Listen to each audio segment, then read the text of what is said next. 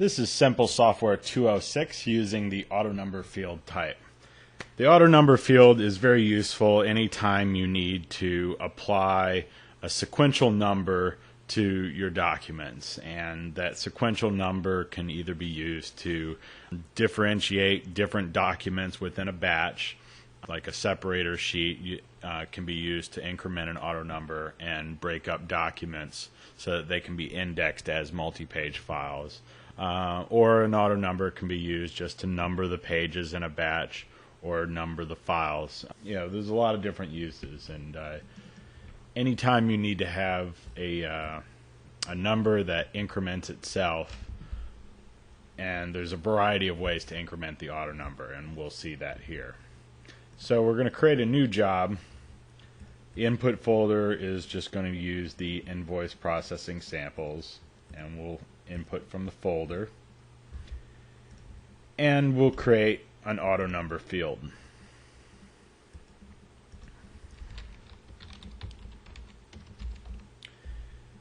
Now, as with any field, you can hit the set button and get a description of what the template setting is supposed to be for that field type.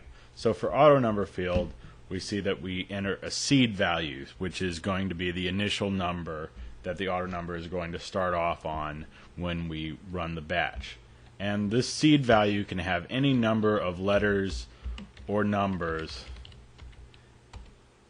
as long as the last digit is a number. It's the last digit or digits that will be incremented, and you can zero fill it like this, and you can put any amount of letters or numbers before the last number, and they'll all be included in the Autonumber pattern. Now, the advanced Autonumber settings are enabled when you check the advanced box, and you see down in the bottom right there's several Autonumber settings here. The first one, and the most important one, is the Increment Event. When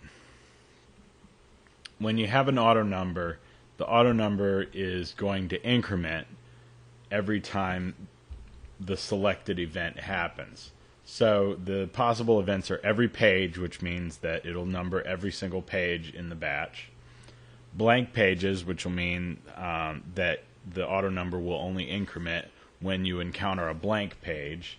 And the blank pages, of course, are determined over here in the min file size setting for blank page removal.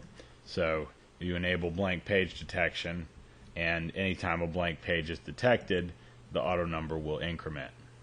And that is useful for doing blank page document separation. So one way, without using OCR or barcode recognition, to automatically separate multi-page files is to put a blank sheet of paper in between the files, and then have your scanning configuration use an Autonumber incremented on blank pages to generate the file name, and that will create multi-page files, one for every group of documents between the blank pages.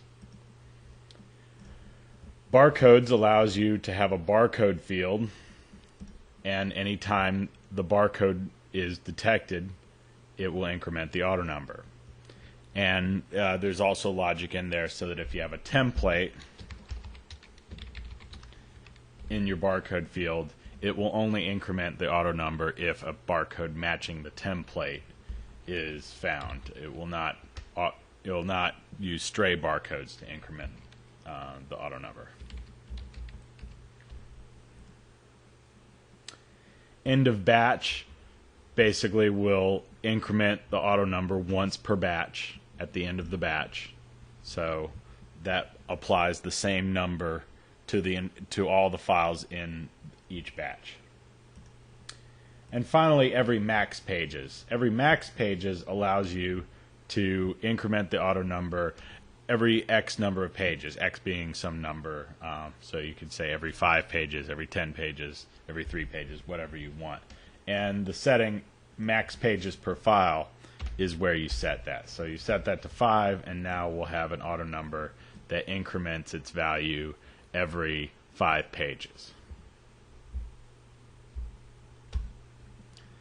So in this example, let's see what happens if we use blank page auto-numbering. we also have these two checkboxes here, skip deleted pages. When this is checked,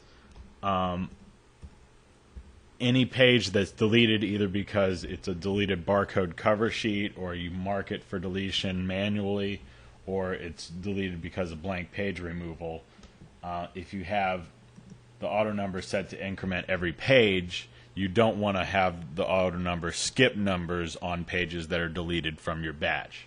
So by having this option checked, the output of the auto number will be continuous.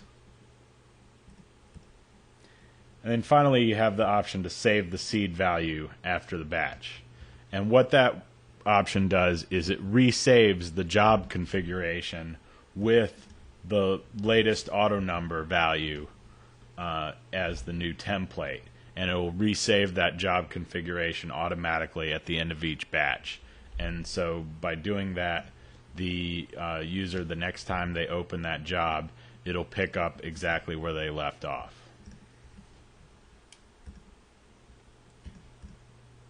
So just for example, let's see what happens when we run this job with the auto number set to blank pages.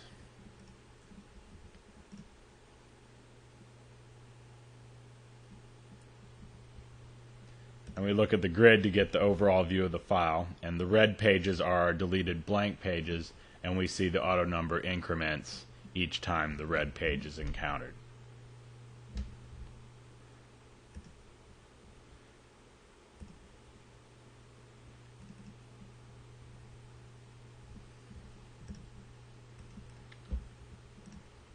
And if we change this to barcodes,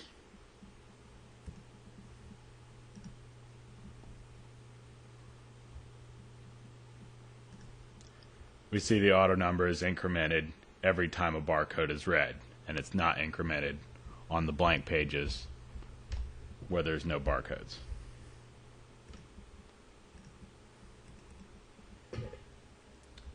And finally, let's see what happens if we set the max pages per file to 3 and auto number increment on every max pages.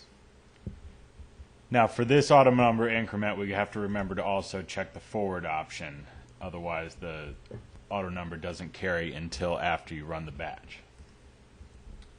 So now we run the batch and we look at the grid and we see that every 3 pages the auto number has been incremented.